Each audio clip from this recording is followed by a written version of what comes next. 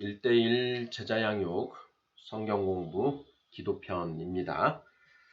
교재 92쪽 이과의 목표를 한번 읽어보도록 하겠습니다. 1. 기도의 필요성을 깨닫고 실제로 기도에 힘쓴다. 2. 기도가 무엇이며 기도는 무엇 때문에 하며 기도의 내용과 자세는 어떠해야 하는지 안다 라고 되어 있습니다. 교재를 살펴보면 이과의 목표에 충실하게 교재가 잘 정리가 되어 있습니다. 기도는 사실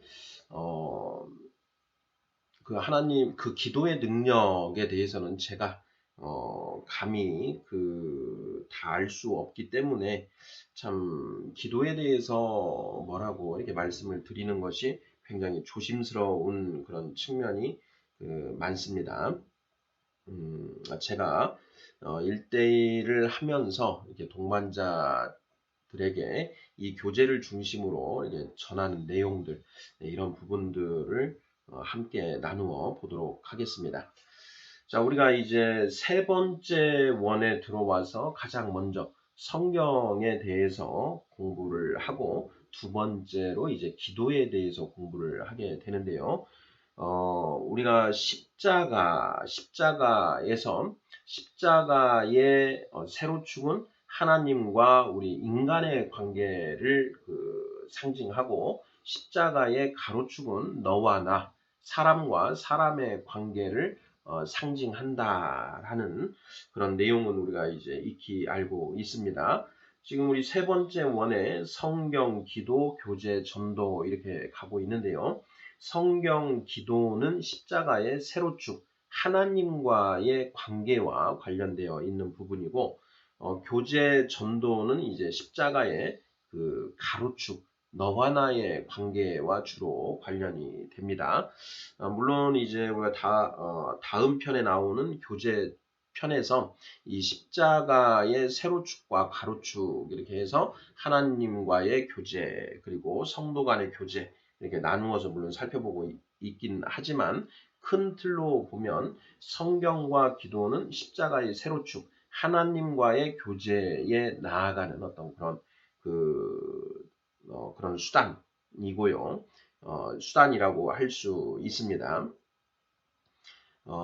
우리가 지난 시간에 이제 구원의 확신을 할 때 지정의 3요소에 대해서 우리가 공부를 하게 되는데요. 그 지정의를 우리 신앙에서 어떻게 지정의를 우리가 기를 수 있는가라고 하는 부분, 이 부분을 먼저 저는 이야기를 하고 공부를 하게 하는데요. 무슨 이야기인고 하니, 자, 우리가 신앙생활을 할 때 하나님과의 관계에서 말씀과 기도와 찬양, 이 세 가지 말씀, 기도, 찬양이라고 하는 이 세 가지가 우리 신앙생활에 있어서 하나님과의 교제에 있어서 중요한 어떤 통로가 되지 않습니까? 자, 그랬을 때 이 말씀, 기도, 찬양을 지정의와 한번 연결을 매칭을 시켜 보는 거죠. 자, 지정의, 우리의 지성, 감성, 의지라고 이야기를 했습니다. 자, 지성, 감성, 의지, 믿음은 지정의 3요소의 선순환을 통해서 믿음이 커지게 된다라고 구원의 확신에서 우리가 공부를 했었는데요. 자, 말씀, 기도, 찬양 이 세 가지의 이 통로가 지정의와 어떻게 어느 부분과 주로 연관이 되는지 한번 생각을 해보는 것입니다. 자, 지난 시간에 우리가 본 성경 말씀이죠. 자, 하나님의 말씀은 지정의 중에 어느 부분과 가장 관련이 많이 될까요? 네, 지성 쪽이죠. 예, 지식. 예. 하나님의 말씀을 우리가 이제 우리가 지식적으로 일단 먼저 알아야 된다. 예, 그것을 알지 않고 깨달음으로 나아가는 건 이제 불가능한 것이니까요. 당연히 그 말씀은 지성과 관련이 된다. 찬양은 어떻습니까? 찬양은 지성, 감성, 의지 중에 어느 부분과 관련이 되나요? 네, 감성 부분과 관련이 되지요. 우리가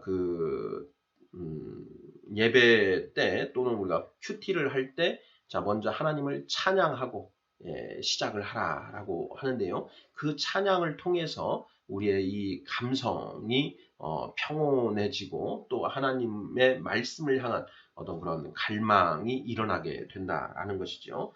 그래서 말씀, 기도, 찬양 중에 찬양은 주로 우리의 감성과 관련되어 있다라는 걸 알 수 있습니다. 자, 그러면 기도는 무엇과 관련이 될까요?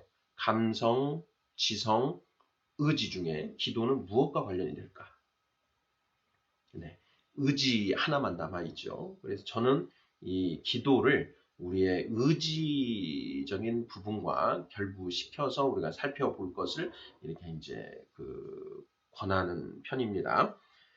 말씀은 우리의 지성, 찬양은 우리의 감성과 연결이 되고, 이 기도는 우리의 의지와 연관이 된다라는 것입니다. 자, 이 기도가 의지와 연결된다라는 게 도대체 무슨 의미인가라는 것인데요. 자, 우리는 기도를 통해서 의지적인 결단으로 나아가게 된다라는 것이죠. 예, 내가 어떻게 하겠다라고 하는 그런 결단이 기도의 끝에 나타나게 된다라는 것이죠. 사실 기도에서 우리가 뒤에서 살펴보겠지만 구하라, 구하라. 도대체 하나님께 무엇을 구해야 하는가라고 하는 그런 측면이 있는데요. 그것을 구한 다음에는 우리가 또는 구하고 그 방법을 찾은 다음에는 이제 나아가는 게 필요하지요. 그래서 기도 속에서는 우리의 기도는 항상 결단으로 마무리되는, 결단이 항상 수반되어야 된다. 이런 얘기를 하고 있습니다. 그런 측면에서 우리 말씀기도 찬양을 지정의와 이렇게 결부시켜서 이해를 하면 좀 도움이 되더라 하는 것이 저의 경험입니다.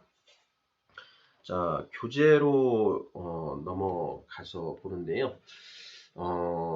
이 기도편과 관련해서 이제 많은 좋은 내용들이 많이 나와 있는데요. 교재를 한번 보면서 살펴보도록 하겠습니다. 먼저 94쪽을 보면 총론이 나와 있고요. 그 다음에 1번 기도란 무엇인가 해서 하나님과 소통하는 것이다. 이렇게 정의를 하고 기도에 대한 오해를 풀어보자라고 이렇게 얘기를 해서 1번, 2번, 3번, 4번, 5번 이렇게 하는데요. 자, 그 중에 저는 이제 4번 기도는 골방에서 시작됩니다 라는 부분에서 조금 더 말씀을 나누는데요. 자, 우리 예수님은 너희가 기도할 때 골방에 들어가서 기도하라 이렇게 말씀을 하셨거든요. 자, 왜 골방에 들어가서 기도를 하라고 하신 것인가? 네. 그 이유를 우리가 알아야 됩니다. 사실 우리가 기도는 매 순간 우리가 삶 속에서 운전을 하고 가야 될 때 운전 시작하기 전에도 기도를 하고 갔다 와서도 기도를 하고 물건을 살 때도 기도하고 매 순간순간 기도를 할 수가 있는데요. 예수님은 그러한 어떤 일상 삶에서의 어떤 기도 외에 별도로 골방에서 하는 기도를 이렇게 권하셨고요. 그리고 예수님은 그 사역 중에도 한적한 곳에 나아가셔서 기도를 하셨습니다. 그 이유가 무엇인가? 그 이유가 무엇인가 하는 부분에 대해서 조금은 우리가 동반자와 나누어야 할 필요가 있습니다.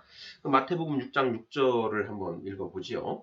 너는 기도할 때에 내 골방에 들어가 문을 닫고 은밀한 중에 계신 내 아버지께 기도하라. 은밀한 중에 보시는 내 아버지께서 갚으시리라. 이렇게 기록이 되어 있습니다.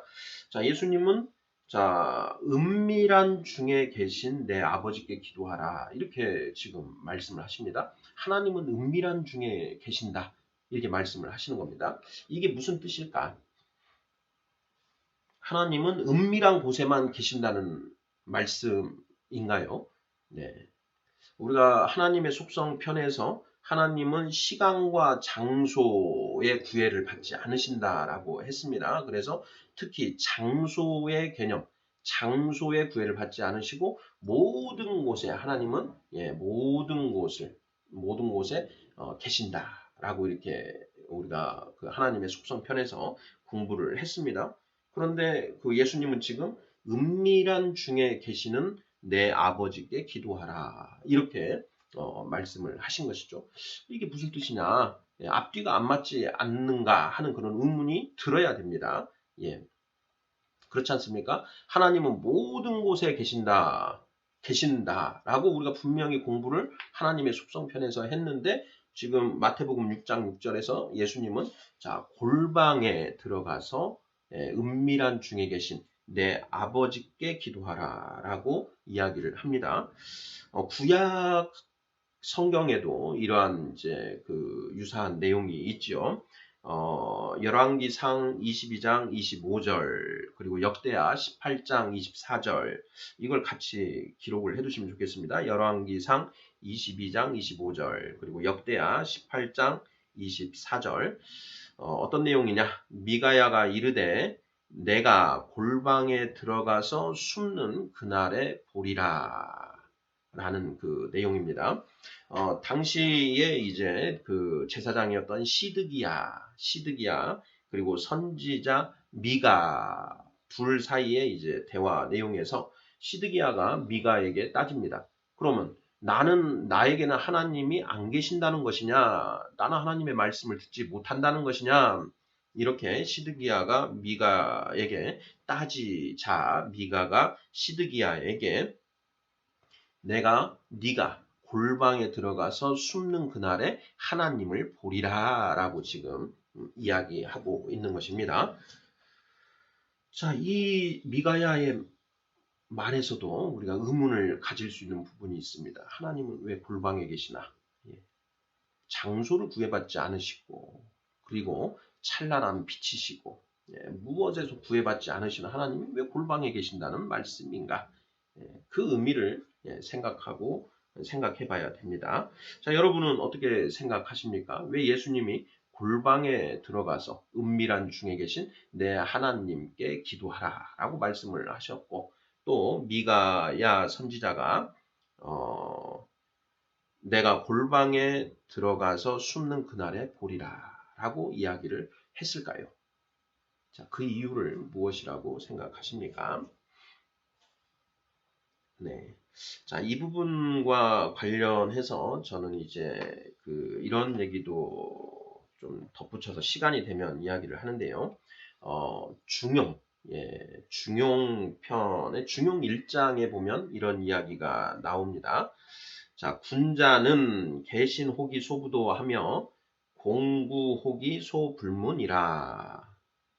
막현호연 막현호운 막현호미 고군자 신기독야라고 하는 이 중용편의 그 말씀을 이제 같이 나누는데요. 무슨 뜻인고 하니 자, 이 때문에 군자는 그 보이지 아니하는 곳에서 경계하고 삼가며 그 들리지 아니하는 곳에서 두려워한다.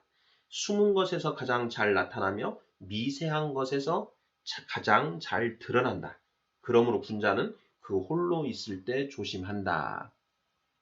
네, 중용에 이러한 그 내용이 쓰여 있다라는 것을 이제 같이 공유를 하는데요.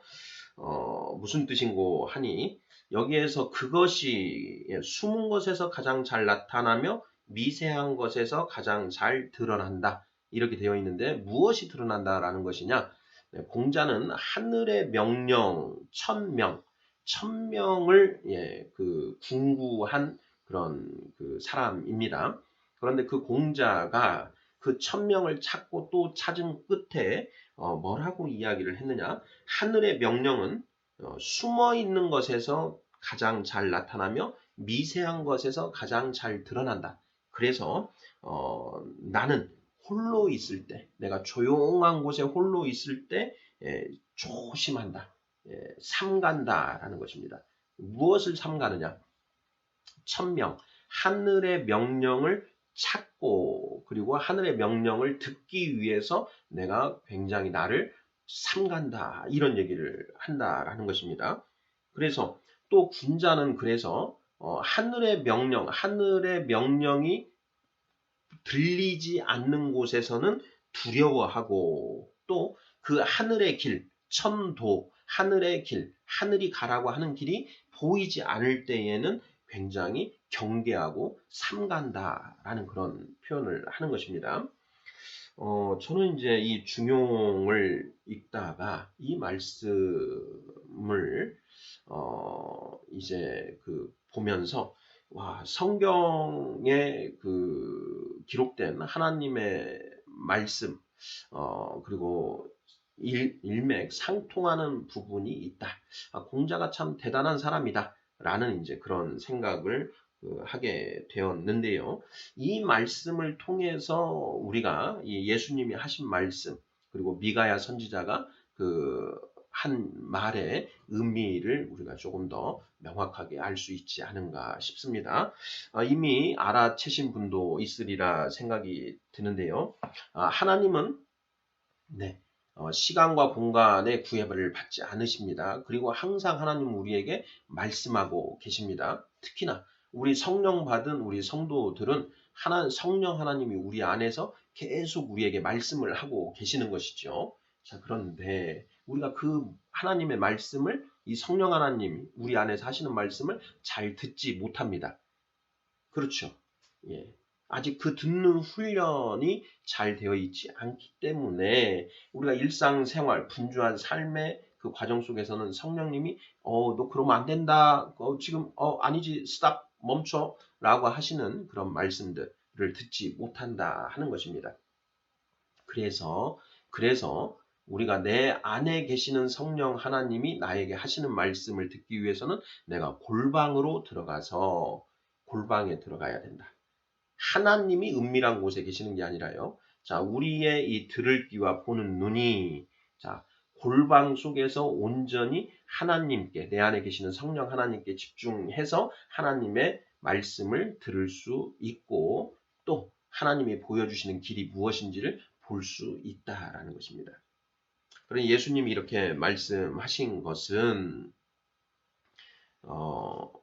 우리가 아직 하나님과 이 소통하는 방법, 하나님과 대화하는 이것에 익숙하지 못하기 때문에 우선 너희가 처음에는 골방에 들어가서 하나님과 대화하는 방법, 그리고 하나님과 대화를 실제로 하는 그 방법을 익히라라고 말씀하시는 그런 대목이다라는 것을 동반자와 이야기를 합니다.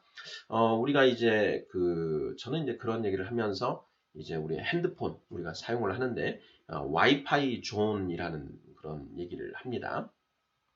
와이파이가 이제 LTE도 있고 이제 뭐 지금은 5G, 5G 이 시대에 살고 있지 않습니까? 광 케이블, 광 통신 이런 시대인데요. 우리가 거듭나서 아직 갓난아기나 어린아이 상태일 때에는 와이파이가 있는 곳에서만 터지는 하나님과의 통신 그 정도의 능력밖에 안 된다라는 것이죠. 조금 더 장성해서 우리가 뭐 고등학교나 중학교 수준이 되었다.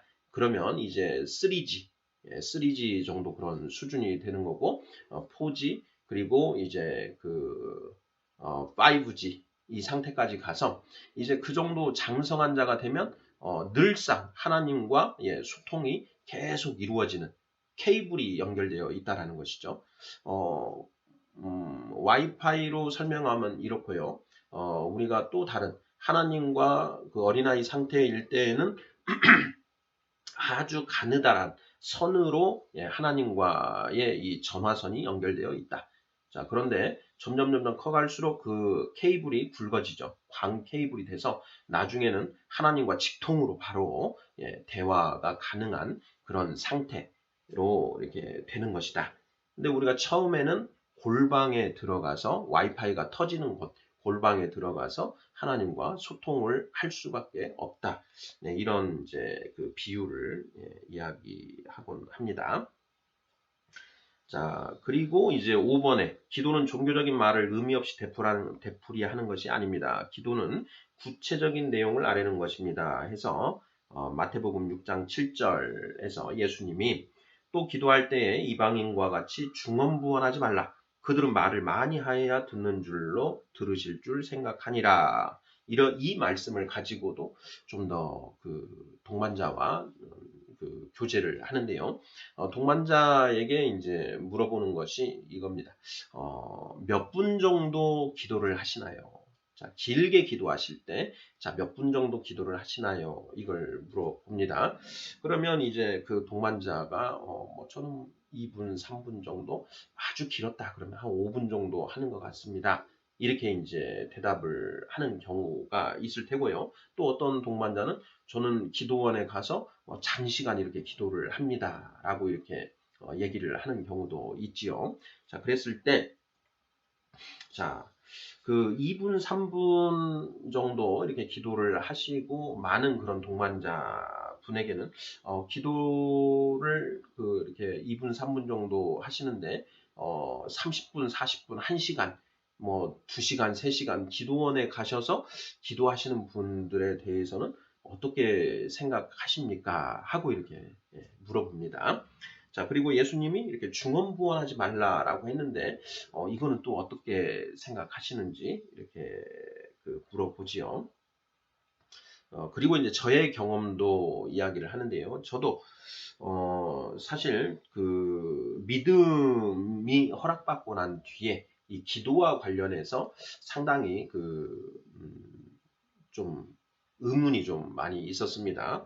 우리가 그 설교 시간에, 예배 시간에 하는 기도도 이제 목사님께서 5분, 10분 이렇게 길게 하실 때도 있고요. 금요 성령 집회 같은 경우에는 1시간 이상 이렇게 기도를 하지 않습니까? 그리고 기도 인도를 하시는 그 목사님께서 기도의 이제 주제를 한 10분 정도에 한 번씩 이렇게 주시면서 주제를 하나 주시면서 자, 이 내용으로 10분 정도 기도를 함께 하겠습니다. 이렇게 말씀을 하시죠. 그러면 이제 사실 제 입장에서는 그 내용으로 기도하는데 1, 2분이면 충분한데 그 기도 내용으로 어떻게 10분씩이나 기도를 하나? 실제로 기도를 해보면 그 제시된 그 주제에 맞춰서 기도를 해보면 정말 한 1, 2분 정도 하고 나면 더 기도 드릴 내용이 없더라 이런 얘기입니다. 자, 그리고 또 예수님은 자, 너희가 중언부언하지 마라. 하나님이 다 너희가 구하는 것을 이미 다 알고 계신다. 이런 말씀도 같이 말씀하셨지 않습니까? 그래서 이미 하나님이 다 알고 계시는데 도대체 무슨 내용을 내가 어떻게 기도를 해야 된다라는 것인가 하는 이제 그런 의문에 봉착했던 저의 경험을 이야기하면서 저는 이제 제가 그게 깨졌던 계기를 말씀을 드립니다. 저는 온누리교회의 이재훈 담임 목사님이 본인의 기도와 관련된 이제 간증을 하셨던 그 설교를 유튜브에서 듣고 그때 그런 거였구나 기도가 하고 저도 이제 깨달은 게 있었었는데요. 그때 이제 목사님 말씀은 어떤 것이었냐면 본인은 어려서부터 모태신앙이었고 해서 교회에서 쭉 성장을 해 왔었는데 본인이 예수님의 이 말씀 너희는 중언부언하지 말라 하나님은 너희가 무엇을 너희에게 무엇이 필요한지 다 알고 계시느니라 하는 그 말씀을 이제 알게 된 이후에 교회에서 이제 기도 시간이 되면 하나님 아버지 감사합니다. 그리고 나서 이제 짧게 한두 문장 정도 하고 하나님 다 아시지요? 하고 씩 웃고 예수님의 이름으로 감사하며 기도드립니다. 아버지께서 다 아시니까 그대로 해주실 줄 믿습니다. 하고 이제 기도를 마무리하셨다라는 것입니다. 그래서 늘상 수련회에 가더라도 이제 저녁 예배 때 다른 지체들은 교회를 기도를 1시간, 2시간씩 이렇게 할 때 본인은 한 5분 정도 기도 드리고, 하나님 다 아시지요? 하나님께서 저에게 필요한 것 다 해주시리라 믿습니다. 예수님의 이름으로 감사하며 기도드립니다. 아멘. 하고 하면은 더 기도할 게 없었다라는 것입니다. 그래서 한 5분 내에 본인은 기도를 끝내고 나와서 오히려 그 뒤에 이루어질 음식이라든가 간식 이런 걸 준비하고 프로그램 준비하는 그런 이제 그런 패턴으로 이렇게 움직였다라는 것입니다. 그러다가 이제 그 대학에 들어간 이후에 대학교 2학년 여름 수련회로 저는 들었던 것으로 기억을 하는데요. 그 수련회 어김없이 수련회에 가서 자, 기도 시간이 되었는데, 자, 기도를 이제 드리면서 하나님 다 아시지요? 하고 이제 하나님께서 하나님의 뜻대로 다 해주실 것을 믿습니다. 예수님의 이름으로 감사하며 기도드립니다. 하고 마무리를 하려고 하는데 그때 하나님이 나는 아는데 너는 아냐 라고 말씀을 하셨다라는 것입니다. 그 말씀을 듣고 무슨 말씀이세요? 하나님은 다 아시는데 저는 모른다고요. 제가 무엇이 저에게 필요한지, 무엇이 저에게 제가 어떤 상황에 처해 있는지 이런 걸 제가 왜 모르나요? 이런 생각이 드셨다고 합니다. 그래서 그 자리에서 다시 한번 내가 정말 내 상태를 아는지, 그래서 그 아는지 여부를 이제 기도를 통해서 하나님께 말씀을 드리려고 하는데 정말 머릿속이 하얗고 깜깜해지면서 내가 나에게 정작 필요한 것이 무엇인지 그걸 나는 알지 못하고 있더라. 굉장히 추상적으로만 그런 생각을 가지고 있지 구체적인 어떤 그 내용으로 하나도 가지고 있지 않다라는 것을 본인이 그 기도를 하면서 알게 되었다라는 것입니다. 그래서 익숙하지는 않지만 더듬더듬 지금 본인이 처해 있는 상황을 한 문장 한 문장씩 하나님께 말씀을 드리고 그러면서 저에게 필요한 것이 무엇인지를 이제 구체적으로 아뢰기 시작하면서 그 기도를 이어갔는데 어느새 그 2시간이 지나고 기도 시간이 끝났더라. 아직도 내가 기도를 하고 있더라 하는 본인의 모습을 발견하게 되셨다. 라는 이제 그런 취지로 저는 이제 들었었는데 그 내용을 이제 동반자와 나누는데요. 저도 그 목사님의 그 설교를 듣고 들으면서 나는 정말 내가 지금 어떤 상황에 처해 있는지 나에게 정말 필요한 것이 무엇인지를 알고 있는가. 내가 하나님께 무엇을 구해야 되는지 왜 구해야 되는지 그러한 것들에 대해서 알고 있는가 하는 부분에 대해서 저에게 질문을 던지게 되었고 그 질문에 대한 답은 내가 잘 모르고 있구나라는 것이었습니다. 누구보다도 나에 대해서 내가 잘한다라고 생각을 했는데 내가 지금 처해 있는 상황에 대해서 내가 잘 모르고 있더라. 오히려 하나님은 내가 처해 있는 상황을 너무나 잘 알고 계시죠. 그런데 우리는 내가 처해 있는 상황, 나의 실상에 대해서 너무너무 모르고 있다. 그래서 내 기도는 어떻게 보면 내가 처해 있는 실상을 되돌아보면서 그 상황을 하나님께 일일이 고하는 그런 시간이고, 자, 그러한 상황, 자신이 처해 있는 상황을 되돌아보면서 거기에 정말 나에게 필요한 것이 무엇인지를 스스로 찾는 그런 시간.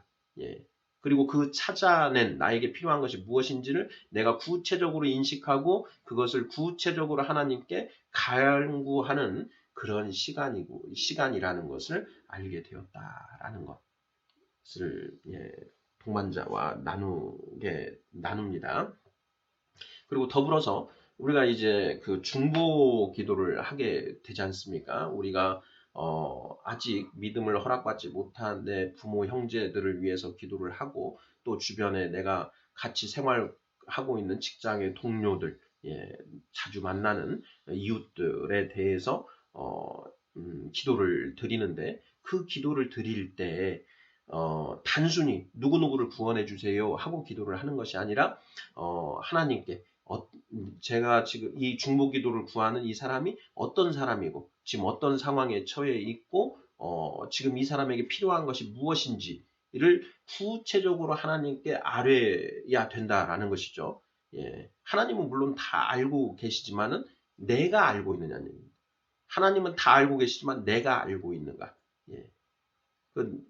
우리가 누군가를 위해서 우리가 어떤 그 지체를 정해놓고 그 사람의 구원을 위해서 기도를 하는데 내가 그 지체에 대해서 내 셀에 우리 그 고등부 아이들 5명이 있는데 그 5명 한 사람 한 사람에 대해서 내가 알고 있는 것을 하나님께 다 알아보는 거죠. 그랬을 때 내가 그 아이에 대해서 너무나 모르고 있구나라는 것을 깨닫게 됩니다. 그걸 깨닫고 나서 내가 내일은 조금 더 이 아이와 대화를 나누어서 이 아이가 어떤 상태에 처해 있는지 알아봐야 되겠다 하는 그런 그 필요성들을 느끼게 된다라는 것이죠. 이것은 절대 중언부언이 아니지요. 예수님 말씀하신 중언부언은 한 말 또 하고 똑같은 말 반복하는 그런 그 패턴이 중언부언이고요. 예수님도 기도를 오랜 시간 동안 하셨습니다. 왜 오랜 시간 동안 하셨을까요? 예수님이 본인이 처해 있는 그 상황들을 하나님께 하나하나 소상히 아뢰고 또 이 상황에서 나아갈 길 여러 가지 그 방향들이 있는데 그 중에 어떤 길이 가장 하나님이 원하시는 그 길인지 그것을 하나님께 여쭈어보고 하나하나씩 점검하는 그런 그 내용의 기도가 아니었을까 하는 그런 얘기를 나눕니다. 네, 그 기도란 무엇인가 파트에서 4번, 5번 해서 이런 내용들을 나누고 있고요. 자, 누구에게 기도합니까? 누가 기도할 수 있습니까? 자, 여기 부분은 뭐 교재 내용 그대로 가면 크게 문제가 없는 것 같고요. 자, 왜 기도해야 합니까? 여기인데요. 여기에서 2번에 보면 하나님을 영화롭게 하기 위해서 기도한다. 요한복음 14장 13절 말씀이 있습니다. 너희가 내 이름으로 무엇을 구하든지 내가 행하리니 이는 아버지로 하여금 아들로 말미암아 영광을 받으시게 하려 함이라 이 말씀이 있습니다. 자, 하나님을 영화롭게 하기 위해서 우리가 기도를 한다라는 그런 말씀인데요. 사실 이 말씀도 그 동반자가 이게 말씀이 잘 무슨 뜻인지 이해가 잘 안 됩니다. 라고 이렇게 그 질문을 하면 그거에 대해서 우리 양육자들도 뭐라고 이야기를 해야 될지 막막해지는 그런 그 말씀입니다. 자, 우리가 하나님께 영광을 돌린다. 하나님을 영광스럽게 한다. 하나님을 우리가 영광스럽게 하면 하나님도 우리를 영광스럽게 해주신다. 라고 예수님이 말씀하시지 않습니까? 근데 여기에서 우리가 하나님을 영광스럽게 한다라는 것이 도대체 어떻게 우리가 하나님을 영광스럽게 할 수 있을까? 하나님은 이미 영광스러우신 분입니다. 영광이 가득한 분이시죠. 홀로 존귀하시고 영광의 존재이신 겁니다. 그런 하나님을 우리가 영광스럽게 한다. 이미 영광스러우신 하나님을 우리가 어떻게 영광스럽게 할 수 있는가? 이 부분도 사실은 굉장히 답하기가 어려운 부분입니다. 동반자가 양육자에게 뭔가를 물어봤을 때 우리가 어떻게 대답을 해야 될 것인가? 대답할 것을 우리는 준비하고 있어야 되지요. 온유와 두려움으로 준비하라라고 명령하고 계시지 않습니까? 자, 우리가 어떻게 하나님을 영광스럽게 할 수 있을까요? 하나님을 어떻게 영광스럽게 할 수 있는가? 네. 하나님을 우리가 영광스럽게 해드리는 방법은 사실 딱 하나이죠. 하나님의 능력으로 우리가 내가 이 구원의 길을 가고 있더라. 예. 예수님이 그렇게 말씀하십니다. 제자들이 묻지요. 그럼 어떤 사람이 도대체 어떻게 우리가 구원을 받을 수 있습니까? 라고 물으니까 예수님이 사람으로서는 할 수 없으나 하나님은 하실 수 있느니라 이렇게 말씀하십니다. 성경의 주제는 구원이지요. 예, 그 구원은 오직 하나님으로서만 가능합니다. 예, 하나님이 우리를 죄에서 구원해 주시는데 그 하나님은 이 구원의 길, 예, 구원의 은혜를 우리에게 베풀어 주셨습니다.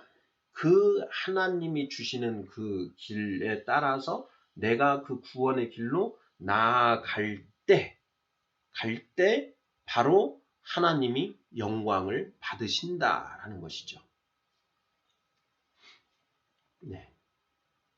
우리가 구원에 한 걸음 한 걸음 나아갈 때 그때 하나님이 영광을 받으신다. 기도는 하나님을 영화롭게 하는 것이다. 하나님을 영광스럽게 하는 것이다. 우리가 기도를 통해서 우리의 그 구원이 점점 완성되어 간다라는 것입니다. 바로 그것이 기도, 말씀과 기도와 찬양 등을 통해서 가능하기 때문에 기도를 통해서 우리는 하나님을 영광스럽게 할 수 있다. 기도를 통해서 우리가 더욱더 거룩해지고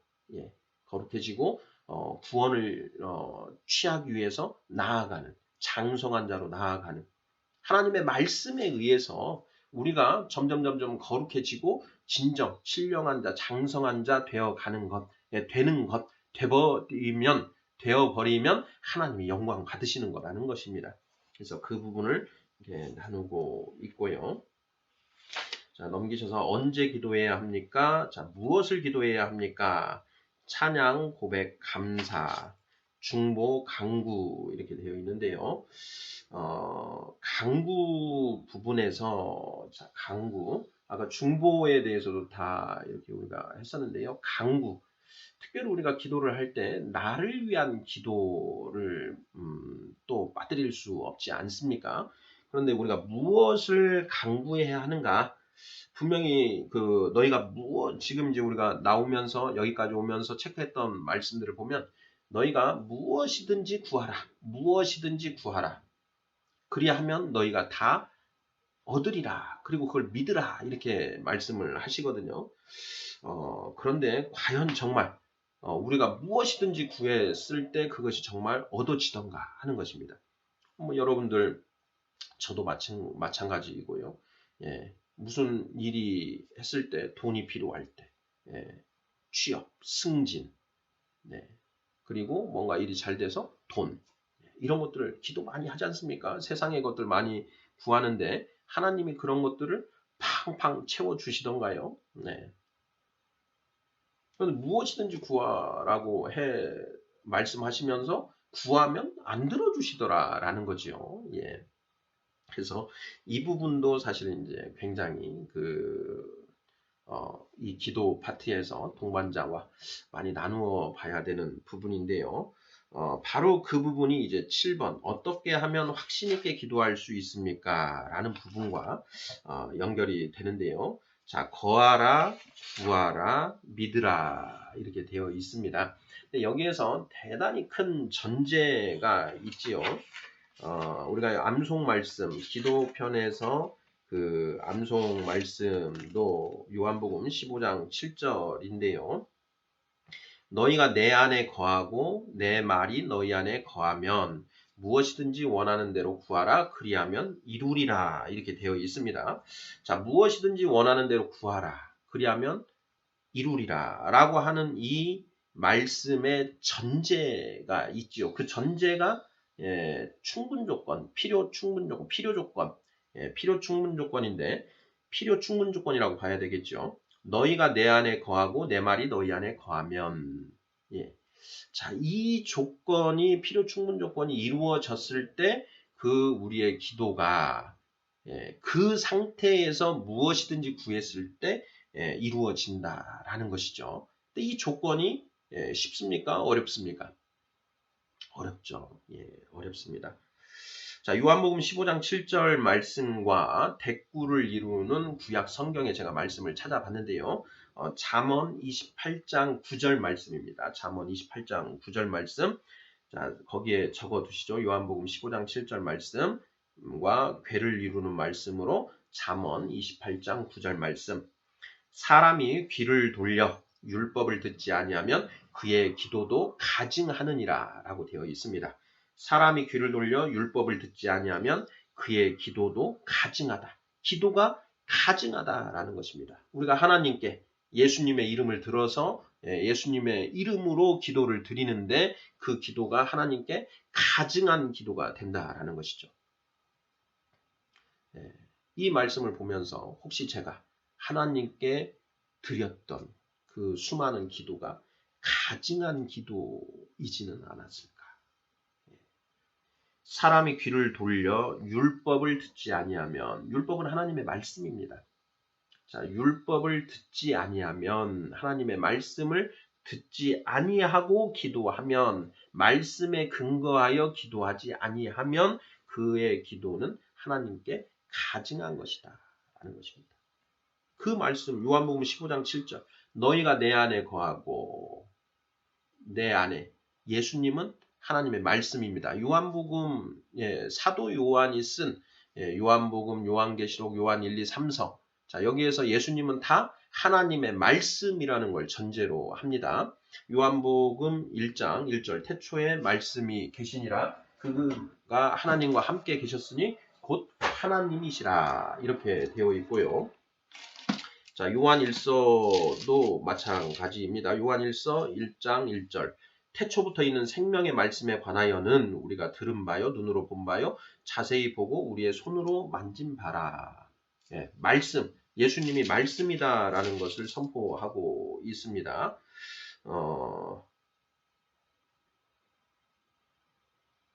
그리고 요한계시록에서도 똑같이 예수님이 하나님의 말씀이시다라는 걸 전제로 그 말씀을 기록하고 있는데요. 요한계시록 1장 2절 요한은 하나님의 말씀과 예수 그리스도의 증거 곧 자기가 본 것을 다 증언하였느니라. 예수님이 곧 하나님의 말씀이시다. 말씀이 육신이 되어 우리 곁에 거하나니 독생자의 영광이요 이렇게 되어 있죠. 자, 독생자. 예수님은 하나님의 독생자이시다 이렇게 되어 있는데요. 왜 거기에 독생자라고 하는 말씀을 하셨을까? 이 부분도 사실은 이제 우리가 묵상이 필요한 부분입니다. 우리도 성령 받아서 아들의 영인 성령을 받은 우리들도 하나님의 아들인데요. 예수님만 독생자라고 하신 이유 그것도 사실 우리가 풀어야 되는데요. 제가 묵상한 바에 독생자는 예수님만이 하나님의 말씀만이 유일한 길이요 진리요 생명이다. 그런 의미에서 홀로 독자를 써서 독생자라는 것입니다. 자, 너희가 내 안에 거하고 내 말이 너희 안에 거하면 무엇이든지 원하는 대로 구하라 그리하면 이루리라. 자, 너희가 하나님의 말씀 안에 거하고 하나님의 말씀이 너희 안에 거할 때 무엇이든지 구하면 이루어진다라는 것입니다. 자, 우리 안에 말씀이 있고 내가 말씀 안에 거하면 우리가 예수 그리스도로 옷 입으라 이렇게 되어 있죠. 예수 그리스도로 말씀으로 옷을 입은 상태에서 헛것 하나님의 뜻에 반하는 것을 구하지 않습니다.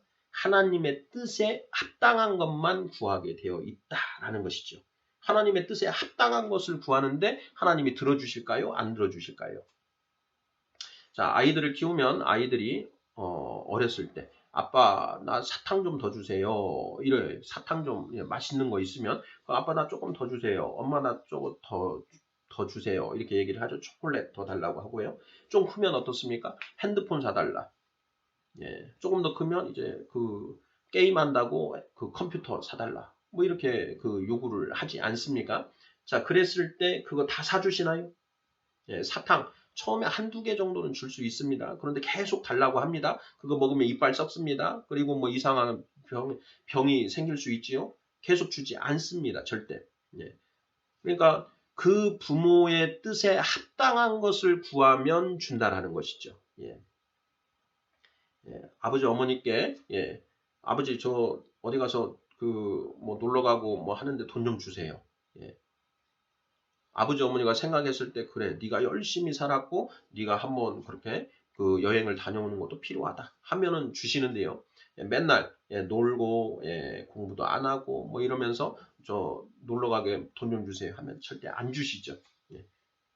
그러니까 똑같습니다. 하나님의 뜻에 맞게 구하면 하나님이 주시는 것이고 하나님의 뜻에 맞지 않는 것을 구하면 하나님은 안 주신다라는 것입니다. 그게 바로 사람이 귀를 돌려 율법을 듣지 아니하면 그의 기도도 가증하니라. 가증한 것을 구하고 있구나. 너희가 내 안에 거하고 내 말이 너희 안에 거하면 무엇이든지 원하는 대로 구하라. 그리하면 이루리라. 예. 바로 이 우리가 말씀 안에 거한다라는 것은 하나님의 뜻을 온전히 알고 그 하나님의 뜻에 합당한 것을 구하면 다 들어주신다라는 것입니다. 이것에서 확신이 가능한 것이죠. 확신. 내가 하나님의 말씀 뜻대로 구했으니 반드시 하나님이 들어주신다라고 하는 확신이 가능한 것입니다. 우리가 기도를 하면서도 확신, 이거 들어주실까? 하는 그 확신, 의문이 들 때가 있지 않습니까? 그거 안 들어주십니다. 예. 왜 안 들어주시느냐?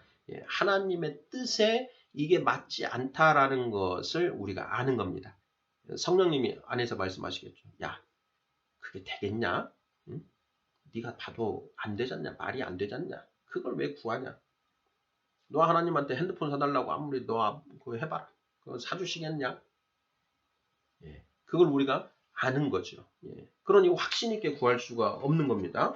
지금 우리가 어떻게 기도해야 합니까? 라는 파트에서 자, 어떻게 하면 확신 있게 기도할 수 있습니까? 말씀 안에 거할 때 거한다라는 것은 하나님의 뜻을 아는 것입니다. 하나님의 뜻. 하나님의 뜻을 알고 하나님의 뜻에 합당한 것을 구하면 당연히 하나님이 주신다. 예. 그걸 100% 확신할 수 있죠. 너희가 오직 하나님의 나라와 의를 구하라. 그리하면 이 모든 것을 너희에게 더하시리라. 이렇게 되어 있습니다. 우리가 조지 뮬러 목사님의 그 5만 번의 기도가 다 응답받았다라고 했지 않습니까? 조지 뮬러 목사님의 그 기도가 하나님의 뜻에 합당한 기도였기 때문에 그 다 응답을 받았다라는 것입니다. 하나님의 뜻에 반하는 것을 백날 구해도 안 들어주신다라는 거죠. 예. 그 과부가 재판관에게 계속 끈질기게 구했다. 예. 이것은 그 과부가 구한 것이 그 재판관이 생각했을 때에도 합당한 것을 구했기 때문에 그걸 해줬다라는 것이지 합당하지 않은 것을 끈질기게 구했다라고 했을 때 그걸 줬다라는 것이 아니죠. 너희가 고개를 돌려 율법을 듣지 아니하면 그의 기도도 가증하느니라. 그 가증한 것을 계속하고 있다라는 겁니다. 하나님 들어주시겠습니까? 계속 미워하시겠죠. 야, 너 좀 왜 그러냐? 한 번 얘기했는데 아빠가 사탕 안 된다고 그랬지. 응? 이놈 자식은 안 된다고 했는데 계속 구하네? 너 아무리 안 되겠다 이거 정신을 못 차려. 종아리 좀 맞자. 징계를 초래하는 것이 될 수 있다라는 것입니다. 우리가 마지막에 예수님의 이름으로 기도드립니다. 이렇게 그 기도를 마무리해야 한다라고 하지요. 예수님의 이름으로 기도드린다. 이거 굉장히 무서운 의미라는 것입니다. 하나님의 뜻에 말씀의 기초에서 예수님의 이름은 하나님의 말씀의 이름이 예수님이십니다. 그러니까 예수님의 이름으로 기도드린다는 것은 하나님의 말씀의 기초에서 기도를 드립니다. 라는 뜻입니다. 그런데 실질적으로 내용을 들어보니까 말씀에 기초한 게 아니더라. 이런 가증한 놈, 이런 내용들을 우리가 이 기도편에서 동반자들과 저는 나누고 있습니다. 감사합니다.